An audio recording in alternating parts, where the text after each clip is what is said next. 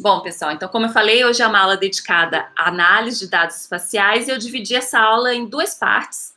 Uma parte em análises baseadas na localização e outra parte análises baseadas em distância. Segue muito a lógica do capítulo que eu indiquei para vocês, só que aqui com exemplos e com atividades práticas que eu vou mencionando aqui, explicando. Eu espero que, por favor, me interrompam, perguntem se isso tem a ver com o trabalho de vocês. A ideia é a gente ir fazendo esse paralelo dessas estratégias de análise com o trabalho de vocês, né? Porque a gente chega agora no filé do curso, que é aquele momento, né, de todo mundo nos seus trabalhos quer chegar a esse ponto de fazer as análises sobre o fenômeno que estão investigando, né?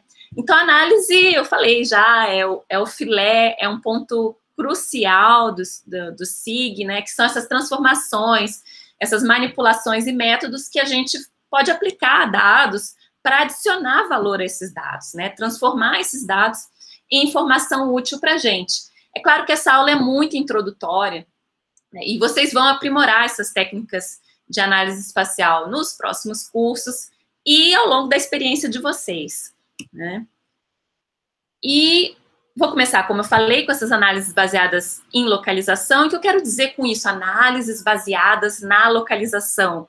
É que você vai comparar diferentes propriedades de um mesmo lugar. E a forma mais básica de fazer isso, e que a gente nem pode chamar de análise espacial, é a partir de uma análise da tabela de atributos. Verificar estatísticas descritivas, verificar gráficos de dispersão, fazer análise de regressão ou de regressão espacial, que aí é o tema que a gente vai esmiuçar e trabalhar bastante no próximo curso, que é o de métodos e técnicas, né? Então, embora a gente possa ter acesso, vocês podem pegar a planilha de vocês, que está associada aos dados de vocês, abrir no Excel, por exemplo, e a partir dela, ver uma série de estatísticas que são interessantes para entender o problema. E isso indiferente de ser dado espacial ou não, certo? Então, pessoal do grupo de gênero, para a gente fazer uma análise, eu quero entender quantos responsáveis são mulheres, quantos não são, qual é a média de renda de cada grupo. E isso são estatísticas básicas, não necessariamente espaciais, mas que nos ajudam a entender o problema, né? E isso a gente não pode esquecer, né?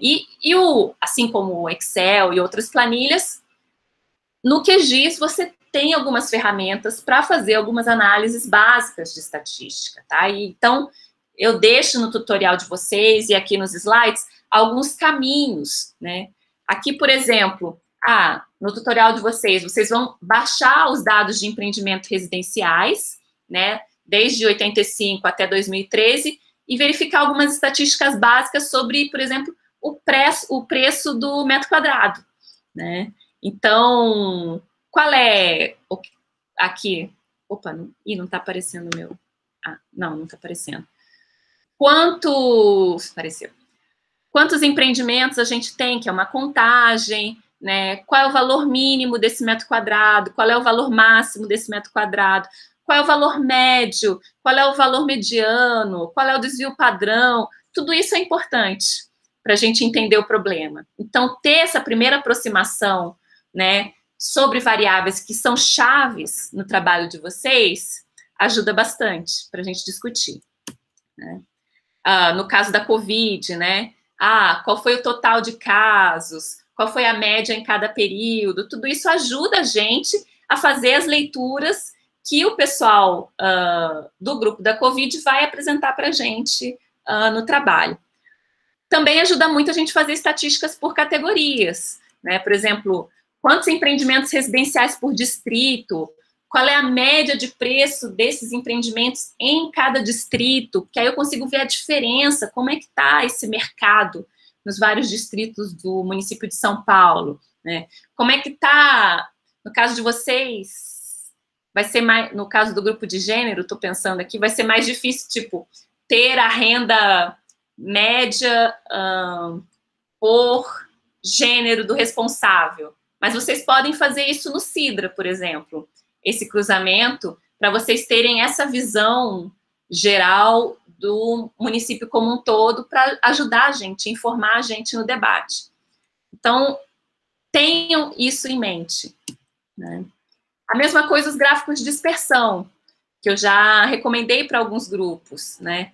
Será, vou voltar no exemplo do grupo de gênero, será que a presença de mulheres está associado com características de qualidade de vida, né? Já que estão fazendo um indicador de qualidade de vida?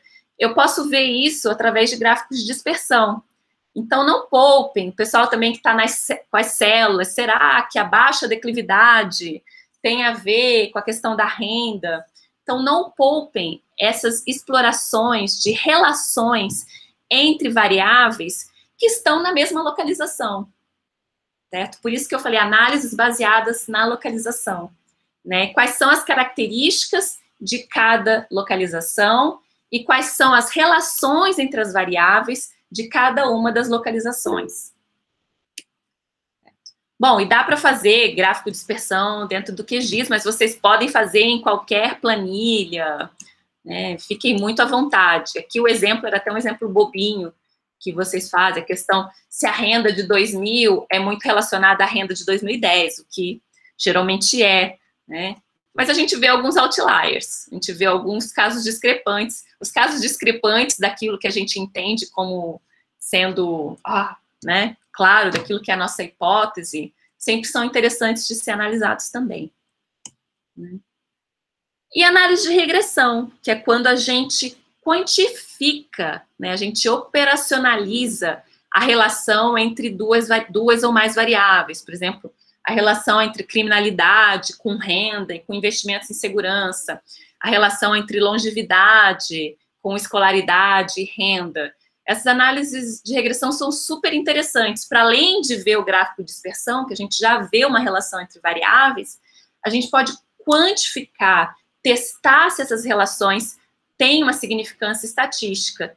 E isso, aí de novo a propaganda para o próximo curso, é o tema do próximo curso, né? Quando a gente vai testar se relações entre duas ou mais variáveis, como elas se dão e se elas são significativas. Bom, agora sim a gente vai falar de coisas mais espaciais, mais específicas. Tem algumas técnicas de junção espacial, né? De planos, de camadas de informação. Uma delas é você pode trabalhar com camadas de informação, inclusive que tem geometrias distintas, tipos distintos, como, por exemplo, pontos e polígonos, né? Aqui um exemplo que vocês vão ter no tutorial de vocês é tentar ver, por exemplo, quantos lançamentos imobiliários vocês têm em cada município de São Paulo. Vocês têm uma camada de municípios, vocês têm outra camada que são pontos de lançamentos imobiliários e querem saber quantos lançamentos nós tivemos em cada município, que é interessante para entender essa dinâmica imobiliária. Ou vocês querem saber quantas ocorrências de deslizamento, de inundação a gente teve em cada bairro da cidade. Então, você junta uma informação geralmente fornecida na forma pontual, a localização da ocorrência, com uma outra informação que são limites político-administrativos, né? Distritos, bairros, né? Então, político-administrativo, mas, enfim, subprefeituras, né? Para ajudar a informar o planejamento, certo? Então, temos essa operação de dois tipos de geometrias diferentes, né? E coisas que a gente faz o tempo todo é a sobreposição de feições, né? De você ter uma feição que representa um determinado tema, né? Uma camada, e você ter outra camada que representa outro tema e querer entender as interseções, as diferenças, as disjunções, ou querer dar peso a atributos de cada uma, fazer consultas, mas consultas que necessariamente envolvem sobreposição de feições espaciais, né? A gente pode querer determinar se uma área ocupada está sobreposta a uma área de preservação, né? Aqui alguns exemplos, né? Querer identificar quais são áreas que têm alta altitude e também alta declividade, né? Um exemplo mais ambiental. Outro exemplo, né, de questão de conflitos ambientais, interseção entre áreas construídas ou desmatadas e áreas de preservação, onde estão essas áreas de conflito, qual a dimensão delas. Para isso a gente precisa sobrepor feições, né, sobrepor planos de informação. E essas sobreposições de planos de informação, é importante a gente lembrar que elas podem envolver tanto dados vetoriais quanto os dados matriciais. Ela costuma ser mais simples quando envolve dados matriciais, lembra que eu falei? Até porque, principalmente, se a gente está lidando com a mesma unidade espacial de análise, a célula, né? E a lógica que a gente usa, né, para tratar a sobreposição de feições que envolvem dados vetoriais ou matriciais, isso envolve lógicas de trabalho diferentes. Vou começar falando um pouquinho da lógica matricial. Elas são mais simples, né, porque você está lidando com célula aqui, célula aqui, célula aqui, né, os atributos de diferentes dados matriciais são combinados com mais facilidade, desde que estejam na mesma resolução. O que eu quero dizer com isso? Desde que estejam com células do mesmo tamanho, né? E no caso do QGIS ou dos outros softwares, é muito comum, no caso do QGIS, a gente utiliza muito o comando que a gente chama de calculadora raster. É quando você faz operações entre camadas matriciais raster. E é isso que vocês vão experimentar na aula prática de vocês. Aqui um exemplo que a gente usou no projeto Cartas Geotécnicas. A gente tinha o objetivo era gerar uma carta geotécnica no final, né? Um projeto coordenado pelo professor Fernando e professora Kátia. Tínhamos o modelo digital de terreno, que vocês aprenderam um pouquinho sobre eles na última aula. A partir do modelo digital de terreno, tínhamos informações de amplitude, né? E de declividade, geradas a partir desse modelo. Vocês exploraram na aula passada, né? Então, são produtos gerados a partir dos modelos numéricos de terreno. E aí, combinamos dados desses dois produtos para gerar um mapa morfológico, certo? Esse aqui eram os padrões básicos. Por exemplo, padrão do tipo planície tem uma amplitude menor do que 20 metros, a declividade de 0 a 3%. Terraços, amplitude menor do que 20, mais declividade de 3 a 6. E essa sobreposição desses dois planos de informação, amplitude e declividade, que serviram de referência para a construção do mapa de geomorfologia, da informação sobre geomorfologia, certo? Então, a gente fez essa sobreposição para gerar um outro produto. E eu peço para vocês, no tutorial, para fazer um exemplo bem simples, não é nada de gerar mapa geomorfológico, nada, mas de pegar o modelo digital de terreno, que tem os dados de altitude, com um produto de declividade que vocês já geraram, né, mas se eu não me engano eu deixei lá até de novo no pacotinho, né, e combinar valores de altitude com valores de declividade para fazer uma consulta espacial, né, que seria de encontrar áreas que têm uma elevação superior a 780 metros e uma declividade superior a 20%. Isso é uma consulta. Vai na calculadora raster e vai dizer, eu quero uma declividade maior que 20 né, e uma altitude, que é dada pelo MDE, maior do que 780. Qual é a saída dessa consulta? Algo booleano. 1, se isso é verdade. 0, se isso é falso, certo? Então, a saída é algo com essa cara. Dentro desse critério, 0, que está aqui preto, se isso é falso. 1, se isso é verdade. Então, aqui em branco, estão as células, né? Apresenta-se as células com valor igual a 1. As células que atendem àquela condição. Elevação maior que 780 e declividade maior do que 20%. Certo? Então, se eu tenho mapa de declividade e eu quero identificar todas as áreas superiores a 30%, que é quando que eu já tenho que tomar cuidado para o parcelamento, né, tem que ter atenção, então eu posso fazer essa consulta. Pego o meu mapa de declividade, me dê aqui todas as áreas que têm declividade maior do que 30%, entendendo que está em porcentagem, 30%. E vai sair uma saída assim, todas as células com mais que 30%, 1, as demais, 0. Né? E você pode, inclusive, vetorizar isso depois. Tem um comando de converter raster em vetor que vetoriza isso automaticamente. Isso pode ser muito interessante, aliás, tenho certeza, né, que é muito interessante, vai ainda ser muito interessante esse tipo de consulta para os trabalhos de vocês, né?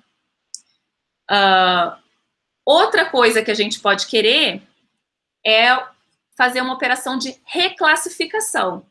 Então, eu tenho um mapa de declividade, é bem um exemplo que eu acabei de dizer, tinha até esquecido. E quero que diga, você pode dizer, me dê os acima de 30%, que vai dar 1, que não for vai ser 0, mas eu também posso, se eu tiver várias classes, eu também posso dizer, se for acima, se for menor do que 30%, eu quero 1, se for maior do que 30%, entre 30% e 45%, eu quero 2, se for maior do que 45%, eu quero 3. Então, aqui eu deixo o script, sim, um exemplo de como fazer isso. Basta a gente fazer a consulta, ó, declividade menor do que 30, se isso for verdade, vai me retornar 1. Aí eu multiplico por 1. Mais declividade, aqui está o maior ou igual a 30. Se isso for verdade, isso que está nesse parênteses aqui, vai me retornar 1. Então, eu multiplico por 2. E aí, toda vez que isso for verdade, eu tenho 2. Então, com isso, com essa consulta, eu não acho intuitivo esse tipo de consulta com esse mais aqui, mas por isso que eu dou destaque para eles aqui, eu consigo reclassificar o meu raster, dando, a partir de um dado contínuo de declividade, eu posso converter num dado mais discreto, né, em que eu tenho classes de baixa declividade, de média declividade, de alta declividade, de altíssima declividade, certo? Então, em que eu dou um número para cada uma dessas classes. É essa lógica aqui que vocês teriam que aplicar, tem que aplicar. Né?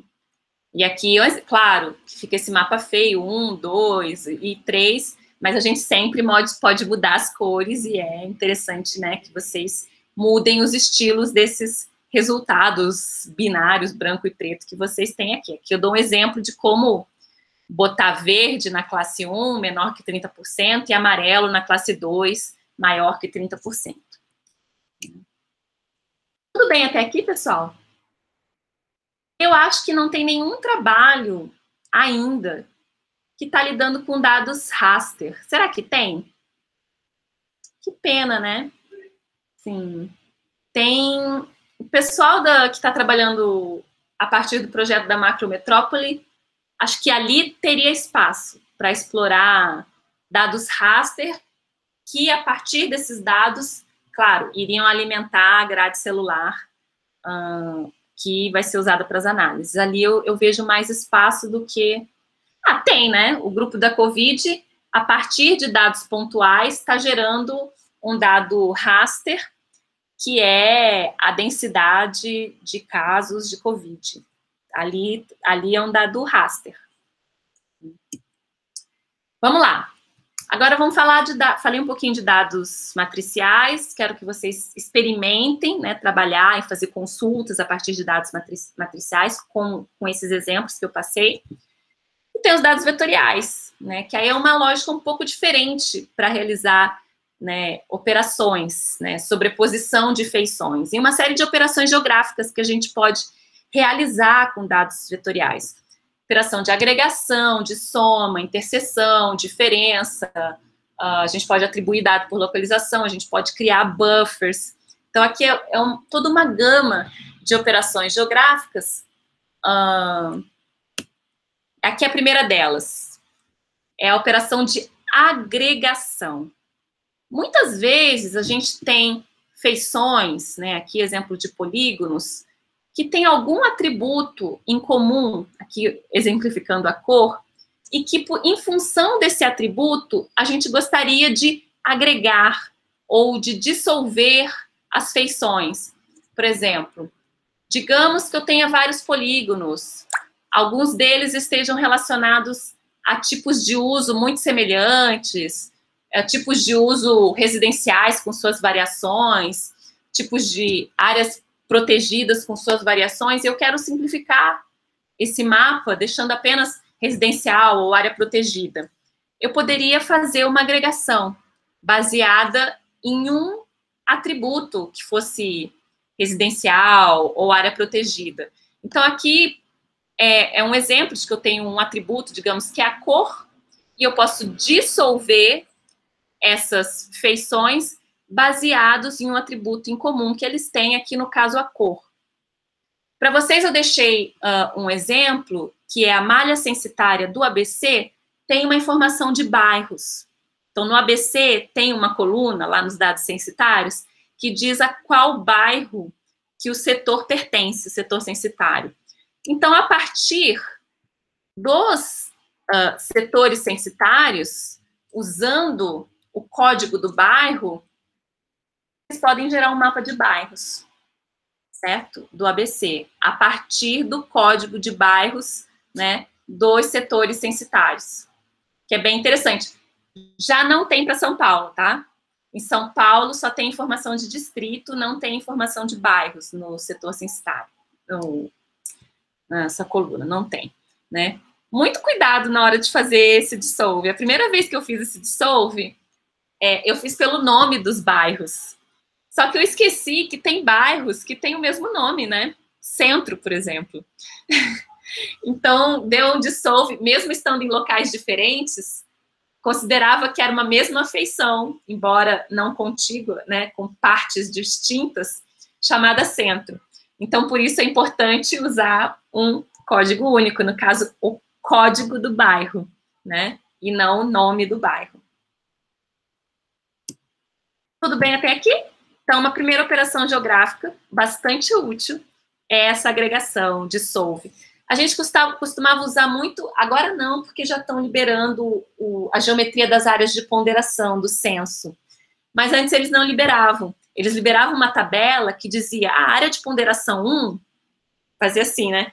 Aqui é o setor 1, área de ponderação 1, setor 2, área de ponderação 1, setor 3, área de ponderação 1. Mostrava a área de ponderação, né? Todos os setores que correspondiam à mesma área de ponderação. Então, a gente pegava essa tabela e, com base nessa informação, que a gente gerava o dado de áreas de ponderação, usando exatamente esse comando, né, de dissolver, de dissolve. Então, se vocês têm aqui, por exemplo, setores rurais, setores urbanos, vocês querem uma única feição que represente as áreas urbanas, né, oficialmente definidas pelo IBGE como urbanas, outra feição das áreas oficialmente definidas como rurais. Faz o dissolve utilizando o atributo que diz se é rural ou se é urbano, né? Então, tem várias aplicações, vários novos arranjos, né, geométricos que a gente pode formar juntando atributos em comum, né? Até o grupo que está trabalhando com células, né? Que quer chegar a tipologias, e no final quiser as áreas que têm a mesma tipologia, pode pegar o plano das células, gerar um dissolve baseado no atributo da tipologia de cada célula. Aí vocês vão ter só polígonos, né? Claro, pode fazer a visualização, logicamente baseada em células, não tem problema nenhum, mas poderia ser um outro arranjo, né, para saber quais são os polígonos de cada tipologia, fazer um dissolve a partir dessas células, considerando atributos de tipologia. Então, tem várias aplicações. Alguma dúvida até aqui? Não? Tá claro? Ô, Pro, só para confirmar, então esse dissolve, ele vai juntar atributos que são semelhantes, é isso que ele vai fazer? Exato. Então, vai pegar, assim, polígonos, ou linhas, ou mesmo pontos, né? Mesmo que não junte fisicamente, junta, né? A linha vai ser uma só, digamos assim, na tabela de atributos, né?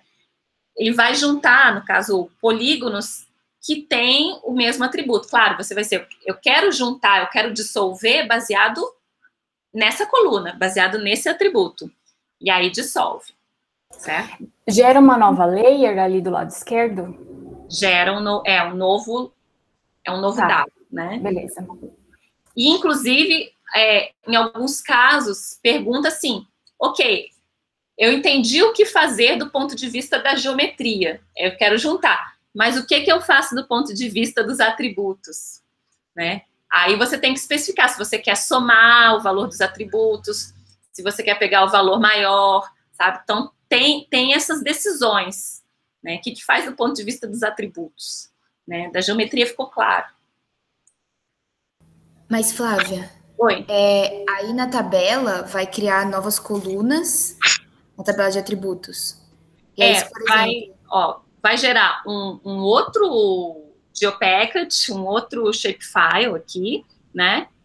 Que vai ter bem menos feições. Portanto, a tabela de atributos aqui tinha muito mais linhas do que vai ter aqui. Ou seja, eu dei um dissolve também em linhas, né? Certo. Também, se eu dei um dissolve, não é só geométrico o dissolve, o geométrico vem associado à tabela de atributos. E aí é uma questão mais problemática, né? Como é que esse dissolve de atributos é feito? E aí cada comando tem uma forma de interação com o usuário para fazer suas escolhas, dar mais liberdade para o usuário para fazer escolhas ou menos liberdade. Tá? Isso depende do software, às vezes até dentro do QGIS, você tem scripts que trabalham isso de formas diferentes, né? Então, se você for lá naquele processing, às vezes você tem algoritmos escritos por pessoas diferentes, mas que fazem a mesma coisa. Tem o mesmo objetivo, mas de forma ligeiramente diferente, né? E com uma interação ligeiramente diferente com o usuário. O caminho para essa agregação, Flávia, seria parecido com aquele que você propôs da gente fazer no mapa de acessibilidade com os dados do IPEA cruzando com setores censitários, né? Ou não, exatamente? Porque, na verdade, era pelo Centroid. É uma coisa que eu vou apresentar aqui ainda. Ah, tá bom. Tá na lista. Tá na lista aqui. Vários vão usar essas estratégias. Bom, agregação. Soma, né? Quando você combina, você tem duas camadas e você combina elas. Aqui eu tenho que é esse roxinho, eu tenho esse amarelo, somei, eu tenho um outro layer, né? Aqui um exemplo bem bobinho, mas que é útil. Às vezes você tem aqui, por exemplo, alguns municípios do ABC e eu tenho o município de São Paulo, né? São arquivos vetoriais diferentes. Eu posso somá-los, né? E aí eu tenho um único arquivo que é São Paulo com os municípios do ABC, né? Então eu juntei. Claro que aqui não é igual esse exemplo aqui que teve até uma subdivisão de feições, né? Porque elas se sobrepunham. Então, soma também é útil, né? Interseção e cortar. São coisas que às vezes se confundem, mas tem diferenças. Eu vou começar pelo cortar, né? Você tem um layer, e aí você vai cortar esse layer considerando uma outra geometria. E o resultado vai ser esse, certo? Faço isso bastante. Várias vezes eu corto os setores censitários com base na área ocupada, sabe? Às vezes, porque os setores censitários, eles cobrem todo o Brasil, independente de você ter lago, de você ter floresta, né? Você vai ter o mapa do Brasil de setores censitários, né? Mas não são as áreas ocupadas. Inclusive, tem muitos setores até que são vazios, né? Então, para calcular, por exemplo, a densidade de um setor, muito frequentemente eu pego os setores censitários, pego uma mancha de área ocupada e faço um clipe, né?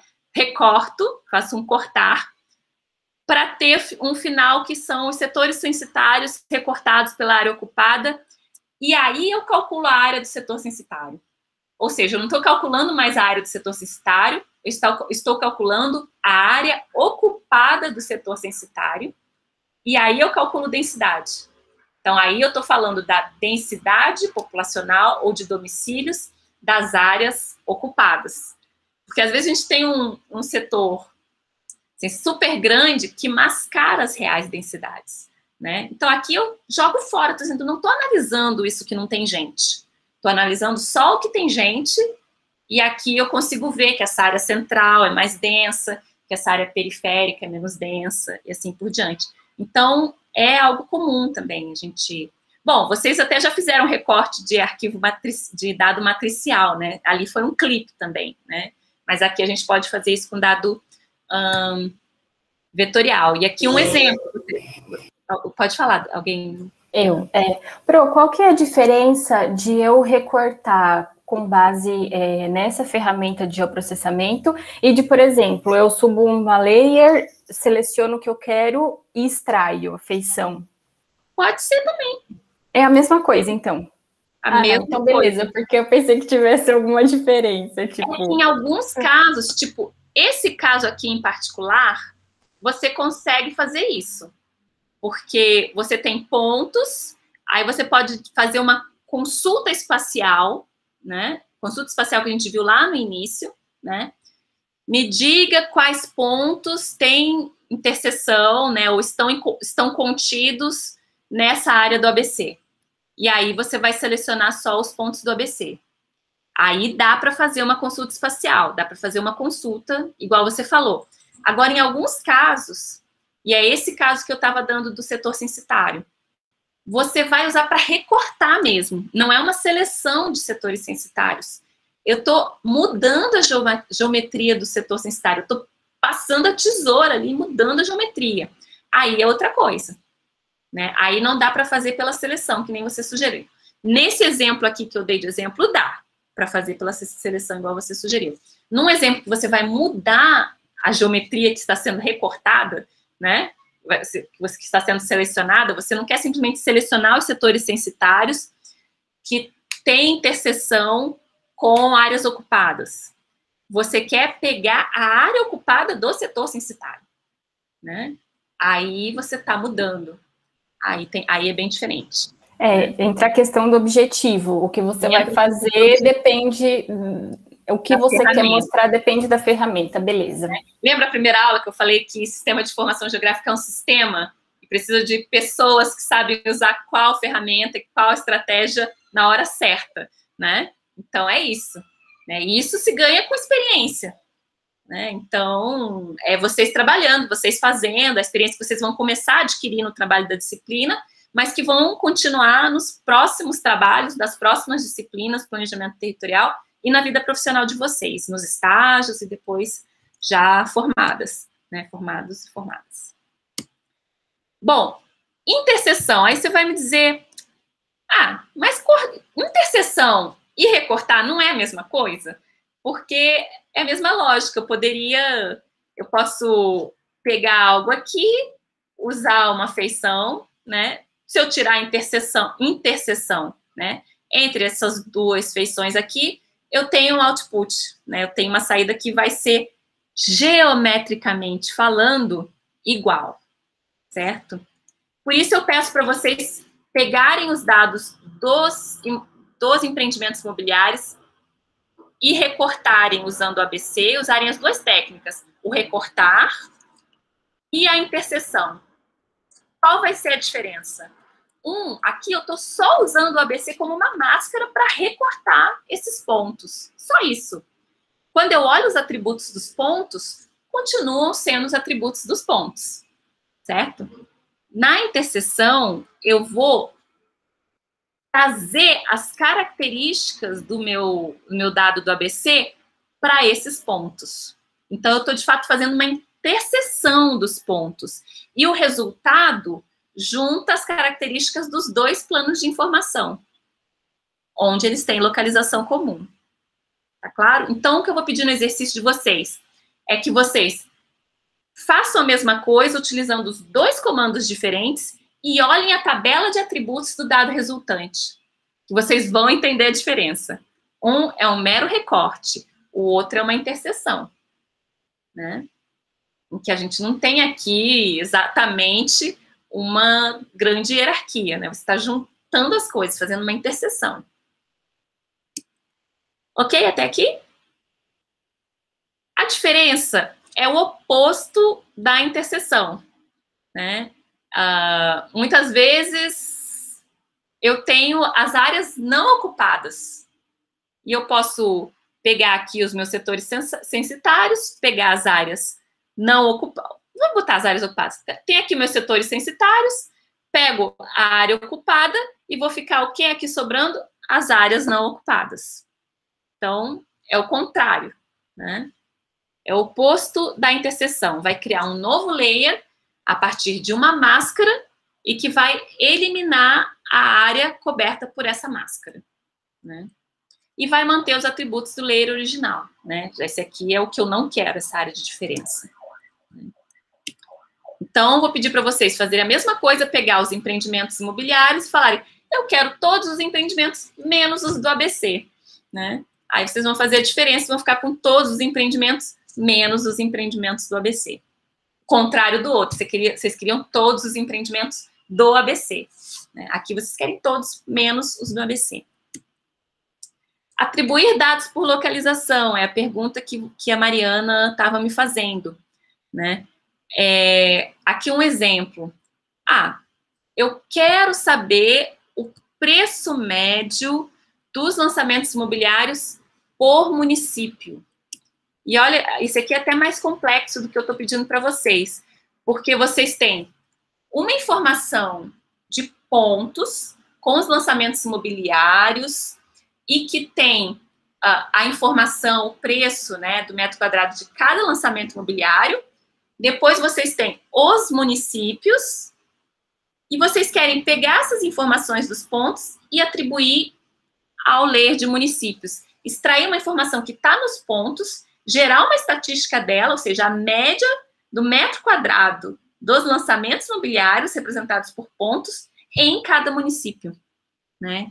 Então, aqui a gente vai atribuir dados por localização, né? Eu vou pegar dados desses pontos, uni-los e juntá-los e atribuí-los ao layer dos municípios. Então, no caso de vocês, Mariana, vocês têm... aí vocês vão fazer o contrário, vocês vão pegar do polígono e atribuir para o ponto, né? Então, aqui vocês vão pegar o dado do polígono, que é a acessibilidade, e atribuir para o ponto que representa o setor censitário, né? É essa a estratégia, atribuir dados por localização. Em inglês, o meu attribute data by location, né? Sim, atribuir dado por localização. Então, dado de um layer vai parar para o outro layer e a referência para isso é a localização deles, que é comum, né? Tudo bem? Alguma dúvida até aqui?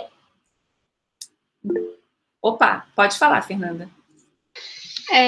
Eu só estava com dúvida se esse seria também o caso do nosso grupo, quando a gente for falar da malha celular. Tipo, seria isso? Porque aí a gente estava pegando o dado, né? A gente criou a malha em cima do município, e aí a gente vai pegar o dado, só que a gente vai pegar o dado pelo centroide, certo? Exatamente, exatamente. O caso de vocês é o mesmo da Mariana, só que vocês têm outra unidade espacial de análise. O centroide da célula, e aí vocês vão pegar o que tem embaixo, né? E atribuir o dado ao centroide, tendo como referência a localização. Né? É também esse comando, Fernanda, atribuir dado por localização. Vocês certo, e aí a célula vai ficar com o dado do centroide que está nela, certo? Isso no momento posterior, né? Ah, tá. No momento posterior. No primeiro momento, vocês vão usar... é porque é difícil pegar a célula com o que tem embaixo, porque a célula ainda tem uma área, né? Então, é possível que ela pegue 2 setores censitários, sabe, assim? Então, é possível, para evitar confusão, simplificar, então, essa foi a sugestão que eu dei. Representem a célula pelo seu centroide, né? E aí, tendo como... É como assim, a célula e o centroide da célula são a mesma coisa, né? Perfeito. E aí, você usa esse centroide para roubar a informação das outras camadas, né? Para catar a informação das outras camadas. Informação de densidade, né? Computada, sei lá, a partir dos dados do censo demográfico. pega, atribui ao centroide. Informação de renda, se vocês quiserem, atribui ao centroide. Informação do que vocês quiserem, né? Se era protegido ou não, atribui ao centroide, né? E esse centroide vai ter uma tabela de atributos. Vocês podem entender que essa tabela de atributos do centroide é igual à tabela de atributos da base celular. Então, é só fazer o join da tabela, entendeu? Na base celular. Porque o centroide tem o mesmo identificador da célula. Então, entendam que o centroide é a célula. Só representado pelo seu centroide, né? Célula representada pelo seu centroide. Então, eu acho que é uma maneira mais fácil de vocês integrarem dados de várias fontes à grade celular. Tem formas mais complicadas? Com certeza, tá? Assim, nos projetos, a gente faz média ponderada, entendeu? Qual é a porcentagem da célula que tem área de preservação? Ou pega, metade da célula está com essa densidade, metade está com a outra, aí a gente faz cálculo para ser mais preciso com qual vai ser o valor da célula. Mas não precisa para o trabalho de vocês, né? Não tem necessidade. Por isso, eu prefiro que vocês entendam que o centroide representa a célula. Tá bom? Tudo bem. Obrigada, professora. Imagina. Deixa eu parar a apresentação, porque agora eu vou compartilhar a segunda parte. Vamos aqui, baseados na distância.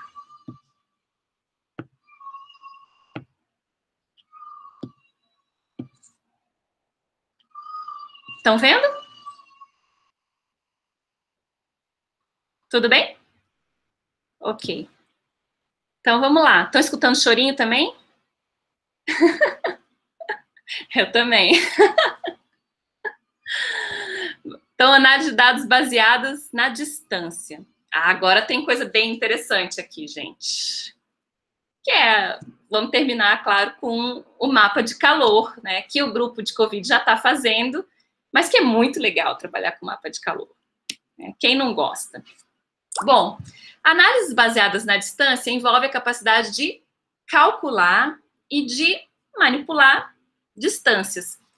Uma coisa, gente, esqueci de falar. Análise baseada na localização, né, assim como análise baseada na distância, a gente vai cruzar camadas diferentes. Lembrem-se de que elas precisam estar com o mesmo datum, o mesmo sistema de projeção, caso estejam projetadas, né? Vai dar erro, vai gritar aí, não vai dar certo se tiver em sistemas diferentes. No caso da análise baseadas na distância, a gente tem que ter um cuidado adicional, porque você está falando de distâncias, né? Distâncias medidas de que forma, né? Medidas em metro, para a gente é mais intuitivo. Então, a projeção é interessante. Medidas em ângulo já é menos intuitiva, né? Então aqui a gente tem também que tomar esse cuidado. Além de estar no mesmo datum, ver distâncias em que tipo, né? Em que unidade eu vou medir e vou comunicar essas distâncias, certo? Bom, a coisa mais básica de análise baseada na distância é você medir distância e comprimento, né? Você tem essas ferramentas no QGIS. E importante, às vezes você está ali fazendo uma análise, você quer saber que área é aquela, que distância é aquela, se aquilo é suficiente, né? Então, isso já é uma forma de fazer análise espacial, tá?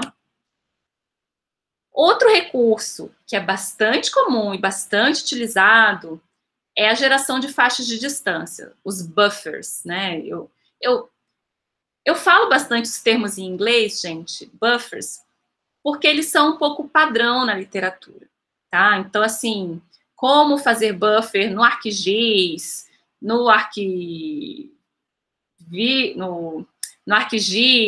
no QGIS, no TerraView, né, no Idrizi, eles usam esses mesmos termos em inglês. Já a tradução em português muitas vezes varia, né? O QGIS mesmo tem umas traduções tristes. União, por exemplo, é tanto essa união que eu acabei de falar, aquela coisa da a soma, digamos assim, né? Muitas vezes eles usam o termo união, quanto o join de tabelas, que são coisas completamente diferentes. Então, às vezes, eles usam o mesmo termo em português para comandos que são bem diferentes, e isso confunde, né? Então, é útil saber o termo em inglês, porque eles estão mais consolidados, né? Um join é aquele join, né? Geralmente diz, o join da tabela, né? Então, a gente já está mais acostumado com os termos. Por isso que, geralmente, eu coloco os termos em inglês, entre parênteses, do lado, né? Nada contra ter o software traduzido, acho que isso torna a coisa mais democrática, mas ajuda ter familiaridade com esses termos em inglês, até para correr para o Google e fazer as necessárias consultas que a gente tem que fazer e tirar as dúvidas, coisas que a gente tem que fazer o tempo todo, né? Bom, geração de faixas de distância ou buffer, dado um conjunto de objetos, e esse conjunto de objetos pode ser ponto, pode ser linha, pode ser área, então, se você tem esses objetos, a partir deles você pode gerar uma faixa de distância, né, ou de abrangência.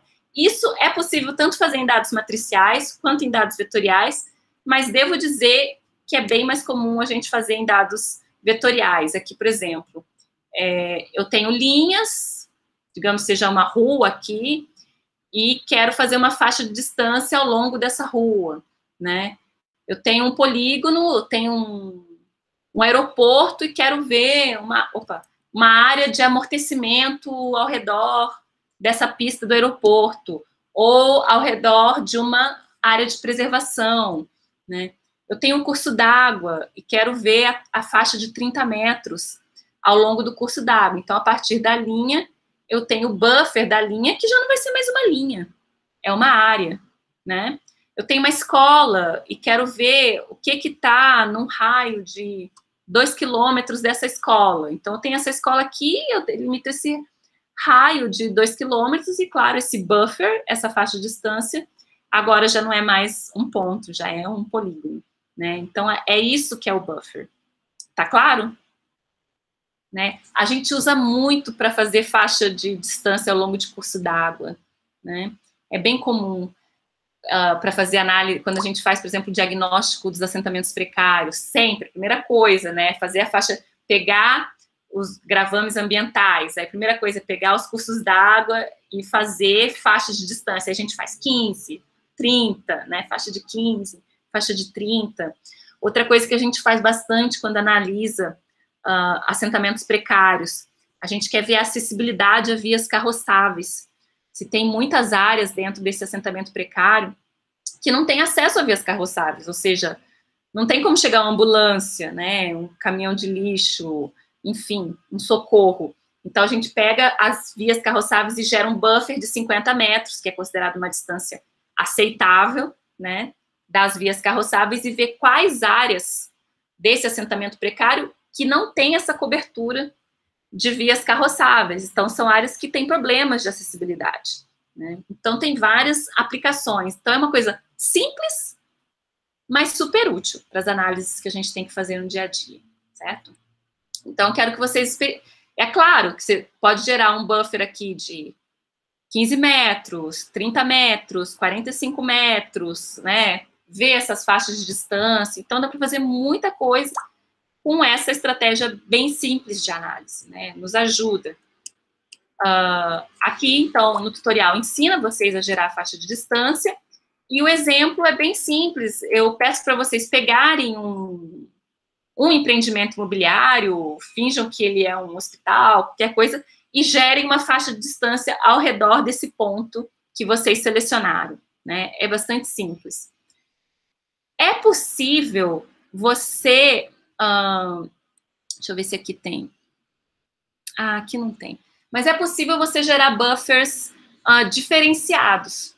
Então, você pode ter, por exemplo, os cursos d'água e uma coluna lá dos cursos d'água que diz assim, qual seria a faixa de distância para a faixa, né, o buffer adequado para aquele curso d'água. Por exemplo, se eles são menores, eu vou botar aqui 30, se eles são mais largos, eu vou botar aqui 50. Então, você pode fazer uma coluna assim e gerar buffers com essa distância que segue uma coluna, né? Um atributo das feições. Tem essa possibilidade em alguns comandos aí. Como eu falei, buffer é outra coisa que está implementado, o algoritmo implementado de várias maneiras, de várias formas, mas às vezes a gente quer gerar buffers diferenciados, né?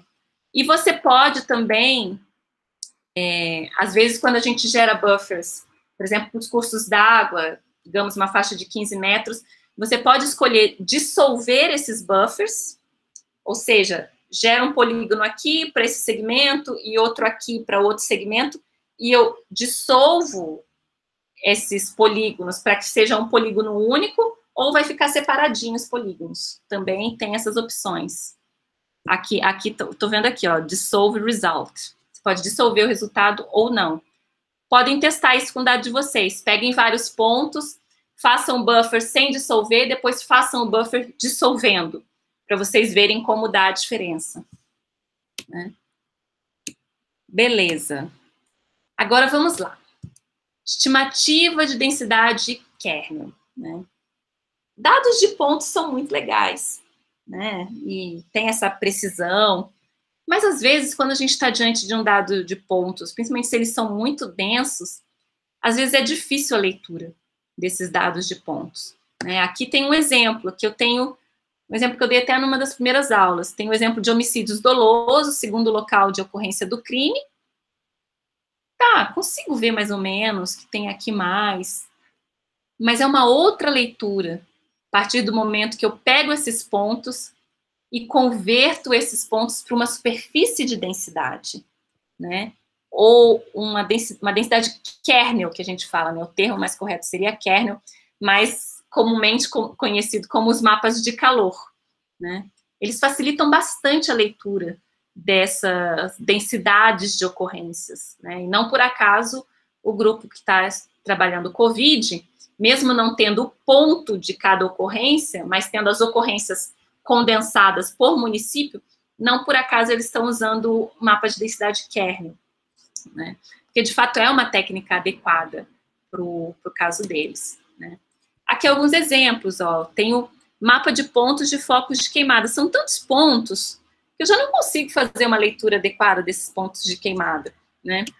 A partir do momento que eu faço um kernel e fatio esse kernel, aí a leitura é outra, né? Aí eu consigo ver muito melhor onde está a maior ou menor concentração desses focos de queimada, né?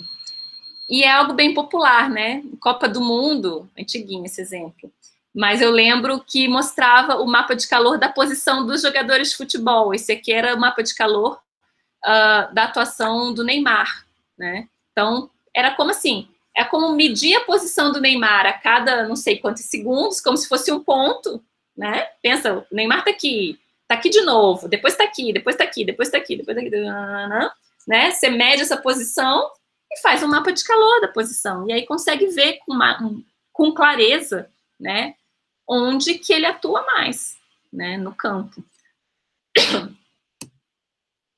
Aqui, ó, concentração de incêndios urbanos e a concentração de hidrantes. A gente consegue ver se as coisas, se está atendendo ou não, né? Aqui a gente vê que está mais ou menos, né? Então, aqui eu tenho onde os pontos, né, aqueles pontos de ocorrência de incêndios urbanos convertidos em uma densidade de superfície, e aqui os locais dos hidrantes, né, também pontos, a localização dos hidrantes, aqui convertida em um mapa de superfície. Como que se faz esse mapa de calor? Como que a gente faz estimativas de densidade kernel? Para isso a gente tem que entender a ideia de convolução. Essa técnica, ela é baseada na escolha de uma função de ponderação que ela é aplicada às feições, tá? Aqui eu vou dar um exemplo. Eu pego uma função de ponderação, né? Existem formas diferentes de calcular, então aqui eu acho essa forma aqui didática de explicar. E posiciono essa função aqui no meu evento, por exemplo, tá? Aqui eu tenho 4 eventos, certo? Digamos 4 focos de queimada, né? Eu tenho 4 eventos aqui, eu posiciono a minha função de ponderação, pode ter essa forma, pode ter outra forma, já vamos falar sobre isso, e eu dou, esse evento aqui vai ter mais peso aqui onde está o ápice dessa função. À medida que tem um decaimento dessa função, esse decaimento representa o peso, a força desse evento. Digamos assim, a representatividade, a força desse evento, o peso desse evento cai com o aumento da distância, certo? Então, esse evento vale 1 aqui, chega aqui, ele vale 0, alguma coisa, ok? Ele vale 1 aqui, aqui ele vale 0. Então, imaginem que, centrado em cada um desses pontos, eu tenho uma função dessa, uma função kernel, que é uma função de ponderação, tá? Eu vou falar um pouco dessa função daqui a pouco, mais adiante, mas é a partir da sobreposição dessas funções, né, que eu consigo gerar o mapa de calor, ó. Aqui, ó, é um pixel de bastante densidade, porque eu estou tendo a sobreposição da influência, né, desses 4 pontos. Aqui, ó, digamos que eu faço um corte, e eu tenho aqui um ponto que tem essa influência, outro ponto que tem essa influência, outro ponto que tem essa influência, outro ponto cuja influência, o peso dela está distribuído aqui, aqui um outro, e aqui um outro. Então, eu somo isso, e aí, eu somo o kernel de cada ponto, e aí eu tenho o resultado, né? O resultado que a gente pode mapear. Vamos falar um pouquinho da função agora. Faz toda a diferença essa função de ponderação que eu escolho, certo? Essa aqui é uma função biquadrada, que ela tem essa forma de sino, mas ela tem um fim.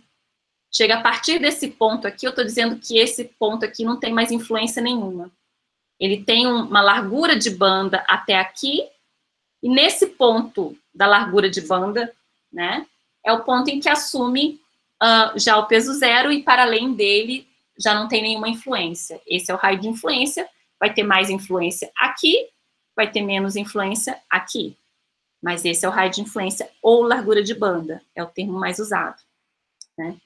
Aqui já é, então esse é o exemplo de uma função biquadrada, que tem sido a mais comum, mais comumente utilizada. Isso aqui é um exemplo de uma função gaussiana. A função gaussiana, ela nunca toca no 0. Ou seja, o ponto aqui, ele sempre vai ter uma influência, mesmo nos locais mais distantes, embora essa influência seja muito próxima a 0. Muito próxima a 0. Então, todos os pontos influenciam todos os pontos da análise, né? Muito próximo a 0. Então, no caso de funções gaussianas, a largura de banda considerada é essa aqui do meio. Já que não tem um final, né? Diferente da biquadrada, que tem um final aqui, a gaussiana, ela não tem um final, né? Então, a largura de banda, quando você dá a largura de banda de uma gaussiana, é o ponto que corresponde a um peso de 0,5. Então, o peso máximo é aqui 1, centrado no ponto, e o peso de 0,5 é esse aqui, né? Onde está a largura de banda, né? Diferente da biquadrada, que é mais comumente utilizado. Aqui, ó, onde está a largura de banda, é o momento que, a partir daquele ponto, o peso já é 0, né? E tem vários tipos de funções que a gente pode usar.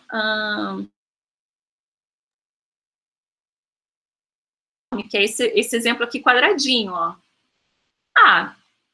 Esse ponto tem influência igual em todas as áreas até uma distância x, até minha largura de banda. Não tem um decaimento como aqui, em que o peso decai. Isso também é possível, né? Depende do problema de vocês, né? Depende do problema, como que a gente quer modelar a influência desses pontos, né? Bom, aqui eu já botei, né? A gente vai somar o kernel de cada ponto para gerar aqui essa superfície de densidade kernel. Então, aqui, ó, tem mais pontos sobrepostos com a sua respectiva área de influência, e aí, obviamente, somo eles todos e gero esse produto aqui. A largura de banda, ou raio do kernel faz toda a diferença no resultado, tá? Então, por exemplo, se eu pego uma funçãozinha que tem um raio, uma função biquadrada, né? Aqui a gente vai começar a dar uns exemplos de biquadrada, que tem um raio menorzinho, eu gero o kernel desse ponto, tá vendo? Os kernel mais esticadinhos, assim, porque só tem uma influência num raio muito próximo, né? Aí, ó, aqui eu aumentei um pouquinho, então já tenho aquele ponto influencia áreas um pouquinho maiores. Aqui eu aumentei mais um pouco, aqui eu aumentei mais. Na hora de somar esses kernels, o resultado é bem diferente. Aqui a gente vai ter picos mais locais, e aqui a gente já vai ver um padrão mais macro, nesses casos aqui. Um padrão mais borrado, né? Enquanto aqui um padrãozinho mais detalhado. Ó, aqui, diferentes raios para o kernel. Aqui, são os mesmos pontos, o mesmo dado de origem. Aqui um raio menorzinho, você vê padrões mais localizados. E aqui um raio maior, você já vê manchas. Então, o raio do kernel faz muita diferença no resultado do mapa de densidade, do mapa kernel final. Qual raio do kernel eu escolhi? Não tem resposta para isso. Se eu estou querendo transições graduais, eu quero entender mais um padrão macro da coisa, aí eu vou usar raios maiores. Agora, se eu estou de fato interessado em ver pequenos agrupamentos, aí eu vou usar raios menores. O pessoal da Covid me perguntou, que raio a gente usa? Não sei, né? Façam testes, né? Se vocês querem, se vocês entendem que é melhor ter esses pequenos agrupamentos, são raios menores. Agora, se é uma visão mais macro, aí são raios maiores. Minha sugestão do grupo foi, testem pelo menos 2 raios, para a gente ver a diferença, né? E aqui ensina como vocês podem fazer o mapa de densidade kernel. É muito bacana, aposto que vocês vão gostar de fazer esse exercício, né? Então, o exercício é pegar os empreendimentos imobiliários e estimar a densidade desses, que são pontos, né? E estimar a densidade desses empreendimentos imobiliários, né? E aqui está o resultado. Horrível. E o que a gente faz na sala, o resultado é que, onde está branco tem maior densidade, onde está preto, menor densidade. E o que a gente faz, e que eu encorajo vocês, é aí mudar o estilo desse resultado, né? Baixa densidade amarelinho, alta densidade vermelho, né? Bota também os limites dos municípios para vocês conseguirem entender. E aí sim, vocês vão conseguir enxergar, agora faz sentido o resultado, né? Que tem uma maior densidade de lançamentos imobiliários aqui nessa área central do município de São Paulo. Outra questão interessante do kernel. A gente pode trabalhar a construção do mapa de densidade tratando todos os pontos, né, digamos, esses 4 pontos aqui, como tendo o mesmo peso, né? Então, por exemplo, no caso de homicídios, no caso do mapa de homicídios, tratou cada ponto ali dos eventos de homicídios como tendo o mesmo peso. Diferente do pessoal da Covid. Eles trataram cada ponto desse com um fator de ponderação, porque no caso deles, cada ponto desses não era exatamente a localização do evento, né, onde mora a pessoa que teve Covid. Era a localização do município, representado pelo seu centroide. Então, associado a cada município, representado pelo seu centroide, foi atribuído um peso.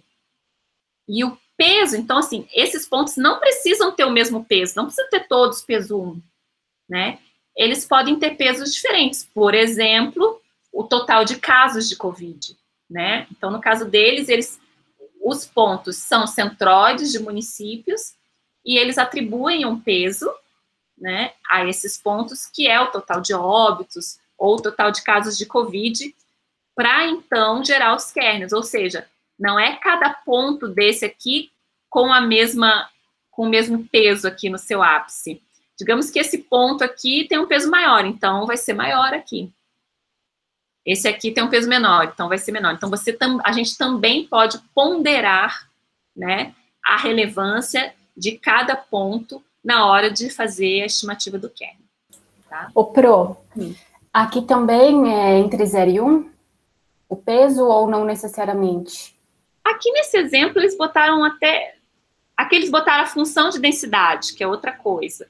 Mas digamos que fosse 0 e 1. É relativo, na verdade, né? Então, assim... Tá, tudo vai depender do que você está fazendo. Digamos aqui, o peso máximo é 1, né? Todos os pontos têm... Importante é dizer, todos têm o mesmo peso, né? Todos os pontos têm o mesmo peso aqui. Então, eu até sugiro que vocês testem aqui, para fazer isso aqui, com dois critérios diferentes. Um, usando o mesmo peso dos lançamentos imobiliários. Outro, ponderando o lançamento imobiliário por exemplo, o número de unidades, né? De unidades habitacionais. Eles têm essa informação, eu acho que está lá. Por exemplo, o número de apartamentos, né? O número de unidades habitacionais. O lançamento pode ser um condomínio gigante, né? Ou um predinho bem pequenininho, enfim. Então, vocês podem ponderar isso pelo número de unidades habitacionais, né? Esses lançamentos. E aí pode ser que tenha um outro resultado, não sei, né? Pode ser que tenha, pode ser que não. E aqui a gente pode dar um zoom, né? Que a gente via bem as áreas mais vermelhinhas, de fato tinha uma, que é para ter, né? Uma concentração de lançamentos imobiliários. Opa! E é isso, pessoal. Vamos... Ih, perdi vocês aqui. Vamos aqui. Parei a apresentação. Fechar aqui a gravação.